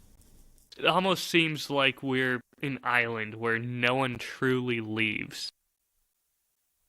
So just being able to go, yeah, I went outside the Midwest and I survived and thrived for 3 years. That's their equivalent of me being stranded on an island and being cast away with Wilson. It's also extra unique because I'm sure when you're talking about this, you're comparing yourself to a lot of people who travel a whole lot and people from major cities and stuff. You're still you, Ryan. You are a man who grew up in Minnesota. So to have that combination of being a Minnesota man and also a traveled guy, that is incredibly unique. If some guy from London showed up, he would not have the level of uniqueness that you have being a Minnesota man with these skills. You would think so? I don't think so, though. I think I've lost a lot of that. Like, even just pointing out where different cities are on a map, I couldn't do it anymore. I can't list off a bunch of the major roads. I completely forgot all of that because I didn't think it would be used again. It's sure, like, you've changed. It's not tip of mind anymore, but there's certain habits, the ways you think of the world. You are a different combination of ingredients than anything else would have. That's true. I don't know. I guess I don't give myself enough credit on that one. Or That's the my Midwest job. enough credit. Maybe it's I just don't give the Midwest enough credit and think that its upbringing didn't teach me all these skills that I honed when I was in Nashville and made my life so much better. Well, we're getting towards our 2-hour limit, so let's wrap this up. Man, that flew by. I know. If you want to take a break and then maybe talk some more, I'm down for that too. But it's going to kick us off in a little bit. So I'm glad we had our system working. It was really great to talk to you again. Of course. There's a whole lot of really good ideas. Like always I learn from when I'm talking to you. But I have a list of good ideas that you came up with that I want to do next time and be ongoing in the 2024 year. And I'm hoping that this next year we can do this more often and really, you know, have more value that we like actually complete. I think this is going to be something really great. Just looking at this right now, I'm more impressed. I cannot wait to see what the new year brings for both of us, and it's only going to get bigger and better from here. Thanks, Ryan. I'm glad you stuck with us this whole time. Oh, it's amazing. My voice has never felt so good. Just being able to talk and be excited about all this. Even though before this I was just going, oh, I might not even be able to make it to an hour. My voice is just not in the right spot. It's exciting. Great. Okay, until next time, catch you then.